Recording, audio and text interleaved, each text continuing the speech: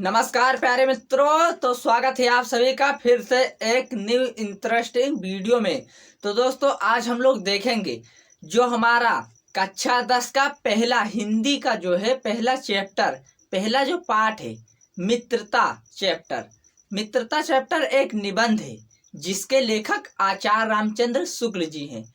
तो दोस्तों आपको पता है कि लेखक ने निबंध लिखा है, वह लिखा है मित्रता। तो पहला चैप्टर जो मित्रता है, इनके सभी प्रश्न को हल इसी वीडियो में आप कर पाएंगे अगर आप इस वीडियो को पूरा देखेंगे तब, क्योंकि एक या निबंध है, निबंध को समझना है जरूरी है। जब आप समझ जाएंगे कि पाठ में हमें लेखक क्या समझा रहा है, क्या जानकारी दे रहा है लेखक हमें उस निबंध के माध्यम से, तब आप पूरे क्वेश्चन आंसर कर पाएंगे आप अपने से।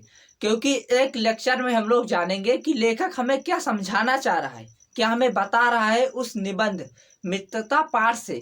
तो दोस्तों बिना देरी के चलते हैं अपने निबंध की ओर और देखते हैं कि मित्रता चैप्टर क्या है। हम लोग सबसे पहले मित्रता पाठ से शुरुआत करेंगे। जो इसके सारे प्रश्न उत्तर हैं उसको देखेंगे। इसके जो प्रश्न पहला आता है, सबसे पहले वाले पे जाएंगे। जो सबसे पहले हमारा रेखांकित अंश की व्याख्या करने के लिए जो आता है 6 नंबर का, यह हर साल पूछा जाता है। तो इसके सारे प्रश्न उत्तर हम लोग करेंगे। तो सबसे पहले हम लोग पहले का प्रश्न उत्तर करेंगे, उसके बाद दूसरे का करेंगे। जो जो इम्पोर्टेंट है उसी का करेंगे, क्योंकि वीडियो बहुत ज़्यादा बड़ा नहीं करेंगे। तो सबसे पहले क्लास को शुरू करते हुए हम लोग इस जो पहला वाला है इससे शुरुआत करेंगे। इसमें क्या है, रेखांकित अंश की व्याख्या में आपको जो यहाँ अंडरलाइन क्या है हुआ है, जैसे कि यहाँ लिखा हुआ है, लोग कच्ची मिट्टी मूर्ति के समान रहते हैं, जिस रूप में चाहे उस रूप में कर सके, राक्षस बनावे चाहे देवता, ऐसे लोगों का साथ करना हमारे लिए बुरा है जो हमसे अधिक दृढ़ संकल्प के हैं, क्योंकि हमें उनकी हर एक बात बिना विरोध किए मान लेनी पड़ती है। तो जहाँ तक आपने देखा यहाँ तक अंडरलाइन किया हुआ था, ब्लैक कह सकते हैं, ब्लैक इसके से आपके भी किताब में एनसीईआरटी की जो हिंदी की किताब है, आपकी किताब में भी ऐसा प्रश्न का अंडरलाइन किया होगा। तो चलिए देखते हैं इसका व्याख्या कैसे करेंगे। यह रेखांकित अंश है, अब हमें इसके बारे में डिटेल में समझाना है उत्तर में। तो चलिए देखते हैं कैसे। जो हमने इस प्रश्न को अभी देखा हुआ है, रेखांकित अंश की व्याख्या, पहले इसको करेंगे फिर बाद में संदर्भ सहित व्याख्या करेंगे। तो सबसे पहले प्रश्न में जो पूछा था रेखांकित अंश की व्याख्या, तो हम लोग देखेंगे व्याख्या। तो इसका व्याख्या है जो हम लोगों ने प्रश्न पढ़ा है उस प्रश्न से रिलेटेड कुछ व्याख्या उत्तर में लिखेंगे। तो दोस्तों आपको सबसे पहले लिखना है लेखक का कथन है, लेखक क्या कह रहा है। आप यहाँ लिख सकते हैं लेखक के अनुसार लेखक हमें क्या जानकारी देना चाह रहा है या लेखक क्या हमें बताना चाह रहा है। तो क्या करेंगे, तो देखिए दोस्तों, जब हम घर से बाहर निकलकर समाज में कार्य करते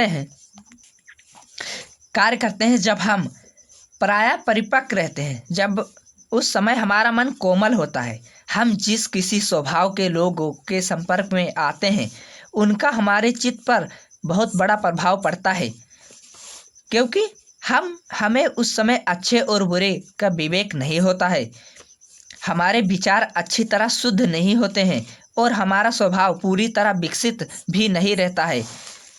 लेखक का कहना है कि व्यक्ति की सीमाओं से बाहर निकलकर सामाजिक जीवन में प्रवेश करता है, उस समय निकलकर जब वह किसी देश में जाता है या किसी राज्य में जाता है तो उसका स्वभाव इस तरह रहता है, कच्ची मिट्टी के समान होता है।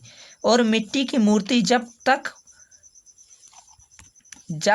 उसमें आग में न तपाई जाती है तब तक उस मूर्ति के अनुसार इच्छा अनुसार दिया जा सकता है। जैसे कि कोई कच्ची मूर्ति जब बनती है तो उसका आकार जिस रूप में चाहे उस रूप में दिया जा सकता है, लेकिन वही मूर्ति जब पक जाती है, तपाई उसको जाती है, तो कोई भी आकार नहीं दे सकते, क्योंकि वह मिट्टी पूरी तरीके से पक जाती है। और जब गीला रहता है, कच्चा मिट्टी रहता है, तो वह आसानी से किसी भी रूप में उसको दिया जा सकता है या बनाया जा सकता है। उसी प्रकार हम लोग हैं, हम लोगों को जब हमारा अगर हम कहीं बाहरी संसार में जाएंगे तो हम भी उसी कच्ची मूर्ति के समान रहते हैं, जिस रूप में वो चाहेंगे हमें, जिन लोगों के साथ हम रहेंगे उस रूप में हमें बना देंगे।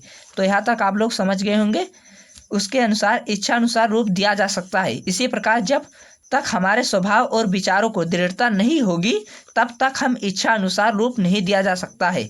ठीक उसी प्रकार जब एक हमारी स्वभाव और विचारों में दृढ़ता नहीं होगी तब हमारे आचरण को कोई मन चाहे रूप डाल सकता है। उसी समय हमारे ऊपर मित्रता का आचरण गहरा प्रभाव डालता है।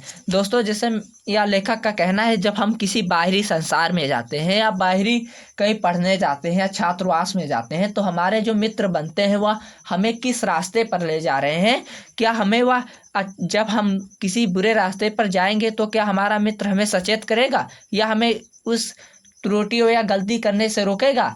लेखक हमें यही समझा रहा है, तो हमको उसी प्रकार से यह उत्तर वहाँ पर लिखना है। अगला जो महत्वपूर्ण प्रश्न है, विश्वास पात्र मित्र से बड़ी रक्षा रहती है। जिससे यह मित्र मिल जाए तो समझना चाहिए कि खजाना मिल गया है। विश्वास पात्र मित्र जीवन की एक औषध है।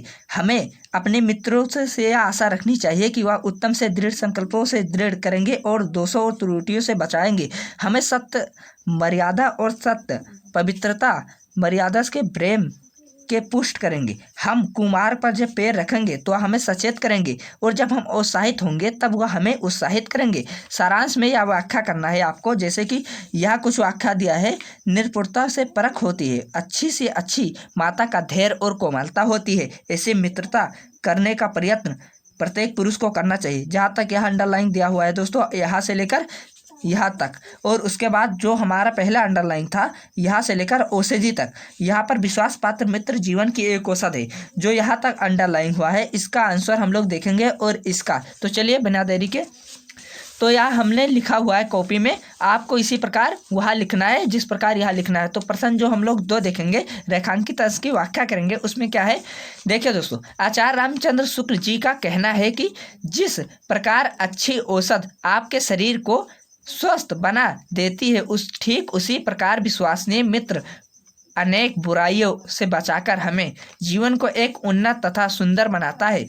हमारा मित्र एक ऐसा होना चाहिए जिस पर हमें यह विश्वास हो सके कि वह हमें सदा उत्तम कार्यों में लगाएगा, हमारे मन में अच्छा विचार को उत्पन्न करेगा और बुराइयों और गलतियों से दूर से बचाता रहेगा। हमेशा हमने सत्य और मर्यादा के प्रति प्रेम को विकसित करेगा, उनमें की तरह की कमी नहीं आने देगा। जो हमारे अंदर कमी आ जाती है, हम लोग किसी कुमार पर जब पैर रखते हैं तो हमें बहुत सारी गलतियां करते हैं, तो हमारा मित्र हमें उस गलतियां करने से रोकेगा। तो यदि हम बुरे मार्ग पर चलेंगे तो वह हमें सचेत करेगा। जो मैंने अभी आपको बताया है कि हमें वह सचेत करेगा जब हम किसी गलत कदम उठाएंगे, तब अगर सचेत करेगा और उससे हटाकर हमें सम मार्ग में, मतलब सही मार्ग में चलने का राह दिखाएगा। उसके बाद क्या कह रहा है कि प्रेरणा देगा, और जब कभी हम उद्देश्यों के प्रति हमारा उत्साह बढ़ेगा तो वह निकट रूप से कहा जा सकता है कि विश्वासीय मित्र हमें गरिमा से जीवन यापन करने में प्रत्येक संभव सहायता प्रदान करेगा,